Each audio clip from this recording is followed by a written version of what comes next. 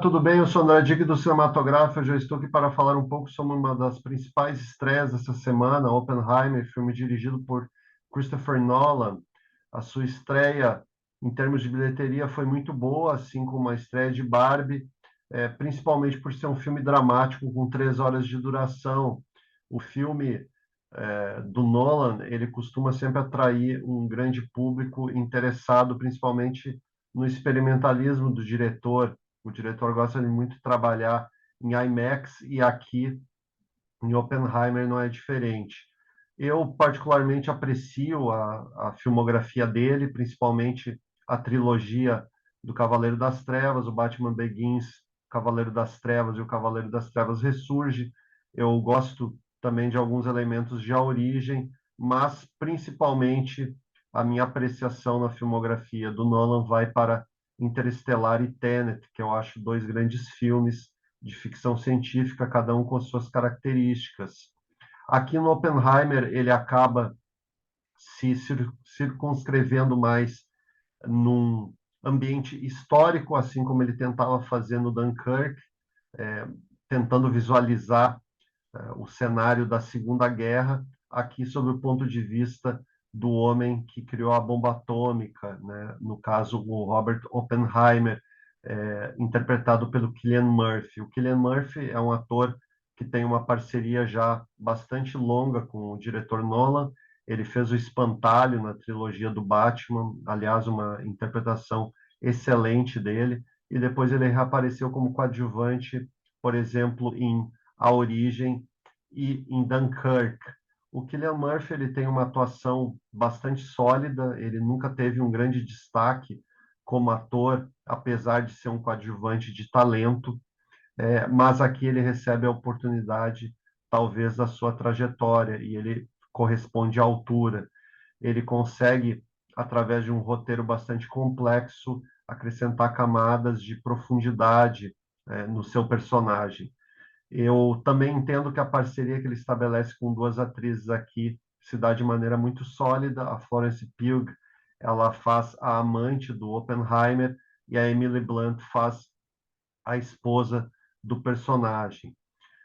Como o diretor já falou em algumas entrevistas, antes do lançamento, eu achei bastante interessante a influência que ele tem do JFK do Oliver Stone. O Oppenheimer, ele tem muitas cenas em preto e branco, uma fotografia excepcional do Hoyt van Hoytema, e esse é um diretor de fotografia especializado em tanto no cenário fantástico como no Interestelar, quanto no cenário de guerra como em Dunkirk e aqui.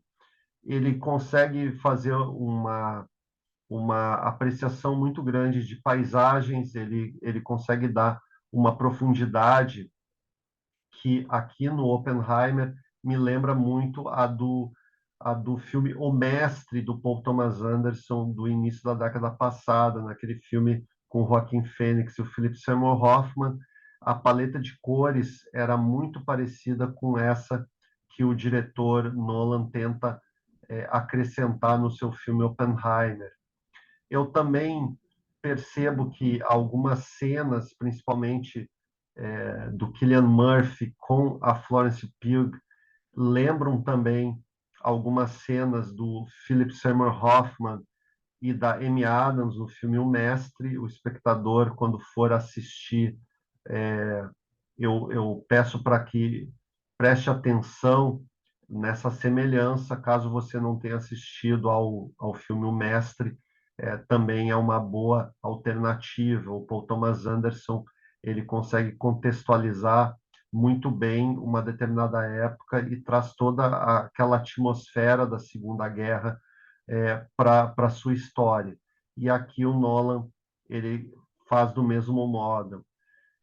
A fotografia em preto e branco, como acontecia também em muitas passagens do filme do Oliver Stone e JFK, trazem uma espécie de marca documental. Por vezes o espectador parece que está vendo um documentário. No entanto, a maneira como o diretor distribui os diálogos e consegue extrair grandes atuações acaba transformando o filme numa verdadeira obra de arte. Tecnicamente, o Oppenheimer é fascinante, ele tem um trabalho de design de produção, de figurino e de fotografia excepcional. É um dos filmes mais bonitos que eu vi recentemente e o Christopher Nolan mostra mais uma vez a sua grande habilidade técnica de desenvolver isso. Os filmes anteriores dele já tinham esses elementos muito elaborados, muito cuidados, principalmente no Interestelar e na trilogia do Batman, para destacar algumas das obras dele.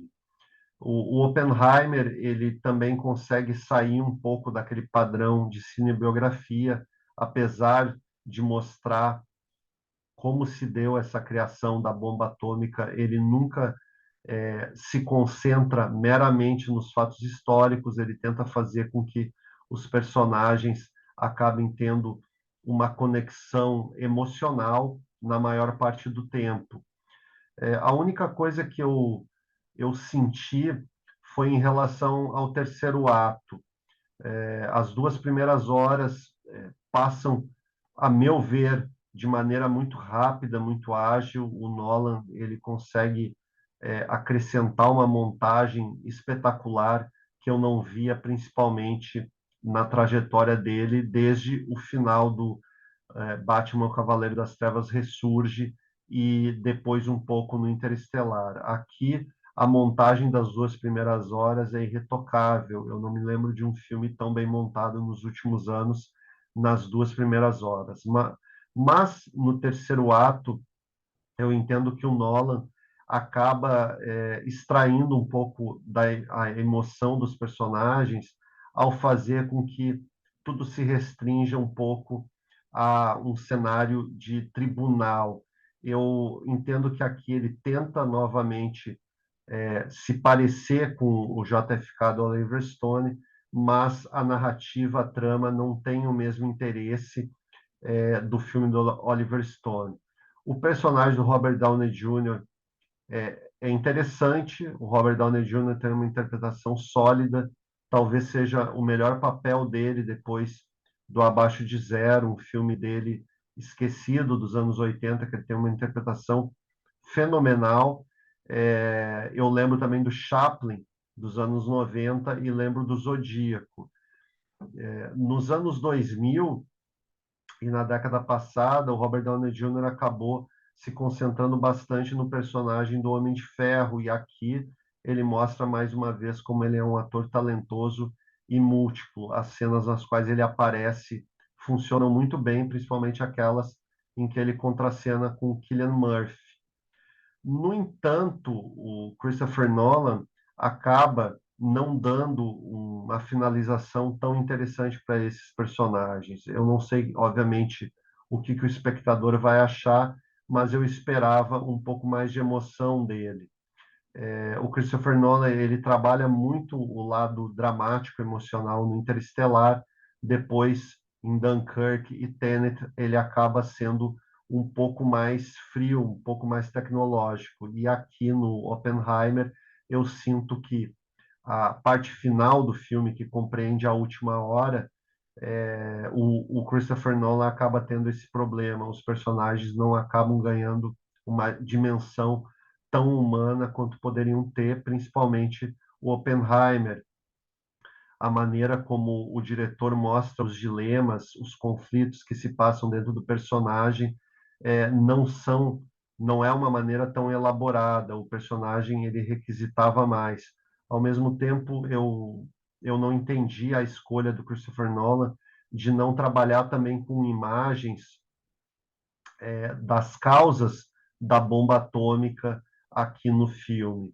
Isso acaba afastando o espectador um pouco da realidade, e quando o filme, a narrativa, precisava ter um contato maior com o mundo real, acaba ficando restrita demais a cenários de julgamento, a cenários de interrogatório, nos quais, aliás, o grande destaque é o ator, o Jason Clarke.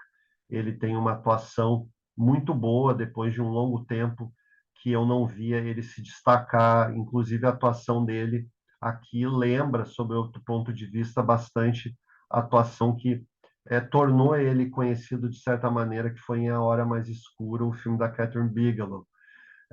Então, eu considero que essa última parte prejudica o Oppenheimer, tira um pouco a emoção e faz com que ele não seja aquele filme tão épico quanto ele mostrava ser nas duas primeiras horas, que, reiterando, eu acho irreparáveis, a montagem excepcional, a maneira como o Christopher Nolan apresenta a narrativa, faz com que o espectador realmente não desprenda os olhos da tela, e as atuações, principalmente do Cillian Murphy e da Florence Pugh, são excepcionais. Eu até lamento que a Florence Pugh ela não tenha uma participação tão grande, o papel dela é pequeno, porque eu acredito que ela funcione mais aqui no Oppenheimer do que a Emily Blunt, que acaba tendo uma participação maior, embora também não tão emocional quanto poderia, quanto o personagem requisitava.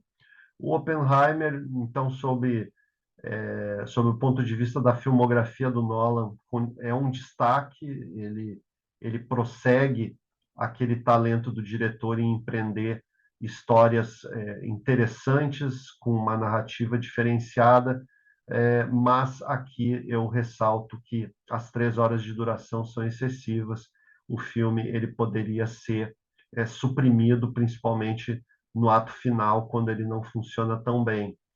Eu considero Oppenheimer um filme muito bom, eu daria 4 estrelas de 5, e eu espero que você assista ao filme e realmente aprecie. Se você gostou do vídeo, quiser curtir, comentar, compartilhar, será muito legal. E se você quiser seguir o canal, será muito bem-vindo. Muito obrigado de novo.